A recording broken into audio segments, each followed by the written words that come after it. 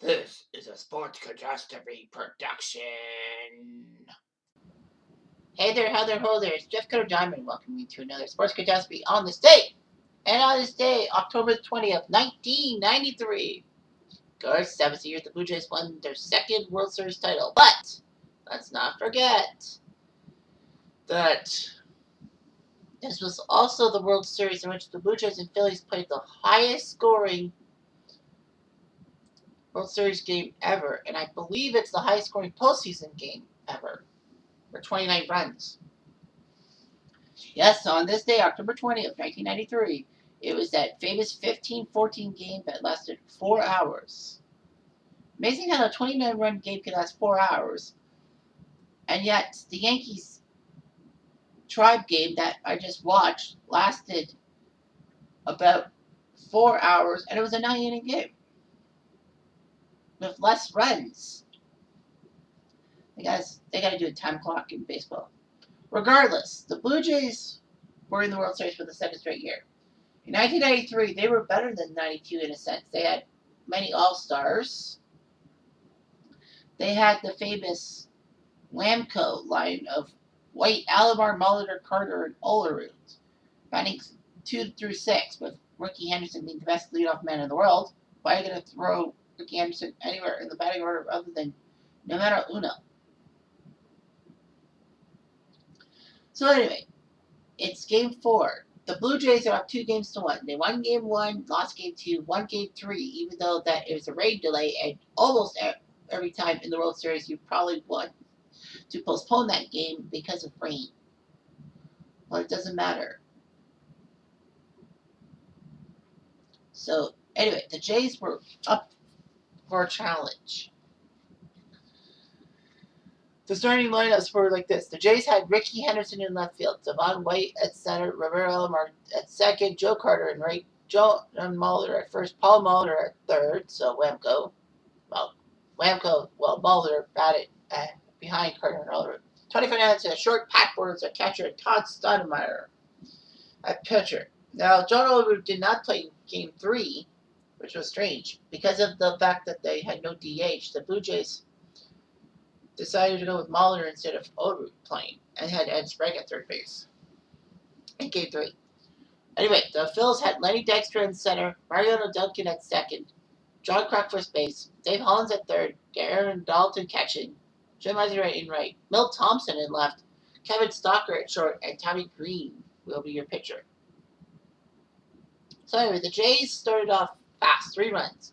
Paul Molitor coaxed a bases loaded walk from Green, scoring Ricky Henderson, and Tony Fernandez hit an RBI single, 2 RBI singles to make it 3-0.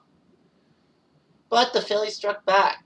Eisenreich took a bases loaded walk, and then Milt Thompson hit a line drive triple that Devon White botched and scored Hollins, Dalton, and Eisenreich.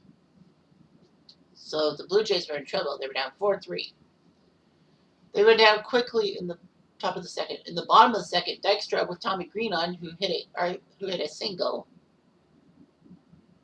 Well, of course, this was the second inning was when Stoudemire walked and then tried to go to third base on a single by Roberto Alomar, but he got out and he scraped his chin on the bag, and they thought they had to come out. So after Tommy Green singled, Dykstra took a 0-1 pitch and drove it to right field down the line. Hit 6-3 Phillies.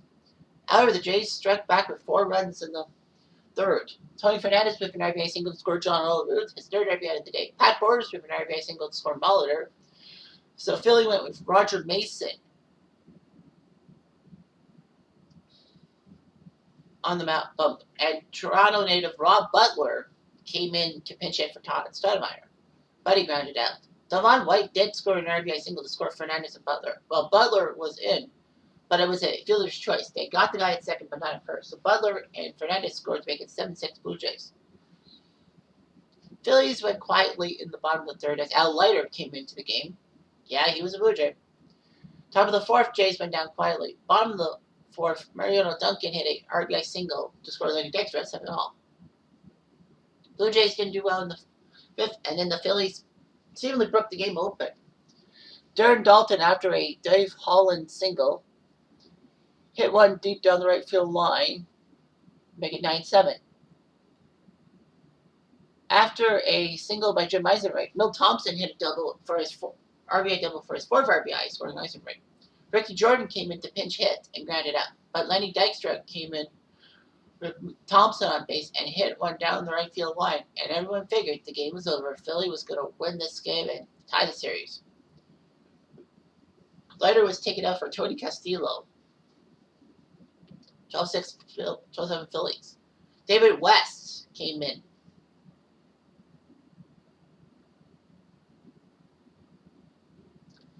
And David West was famous in 1991 for pitching for the Twins and not getting one guy out the whole 91 World Series. So basically, you put David West there in the World Series, he would flop.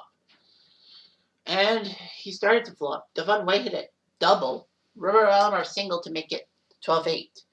Fortunately for West, he got Joe Carter to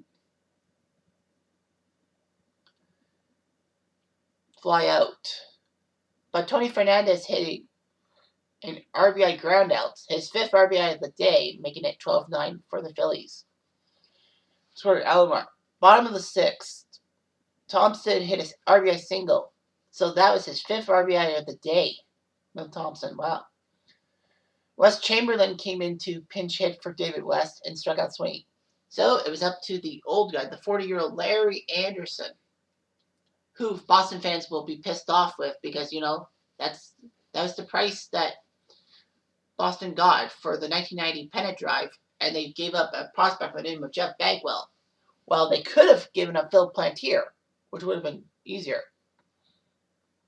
But Anderson did his job. Blue Jays couldn't score, and the Phillies scored one run off of Castillo on a Darren Dalton hit by pitch, with the bases loaded. So the Blue Jays were down 14-9 in the eighth, but then things got broken.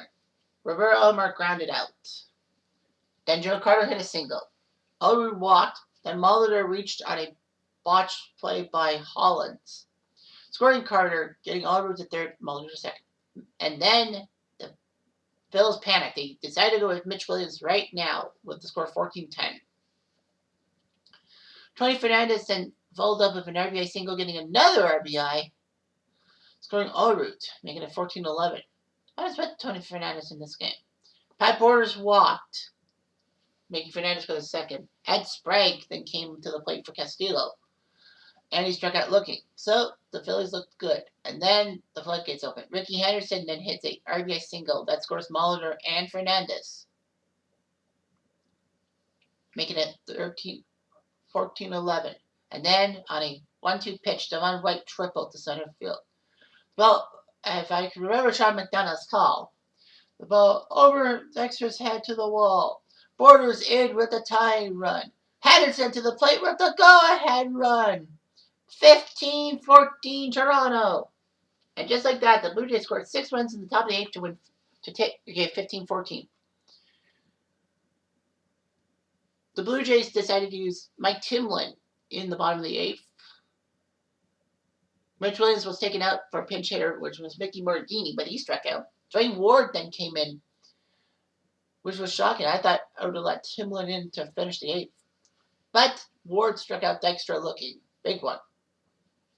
Blue Jays didn't do anything. Bobby Thigpen, the guy who was one of the best closers for the White Sox in the 90s, actually came on.